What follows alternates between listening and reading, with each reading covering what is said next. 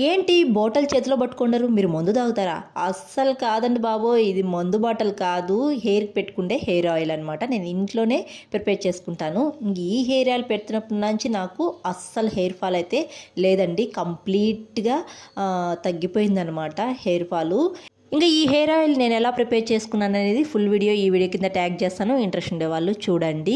ఈ hair oil నేను కొన్ని సంవత్సరాల నుండి వాడుతున్నాను. నాకైతే ఈ మధ్య వాడకపోగా హెయిర్ ఫాల్ అయితే అయిందనమాట.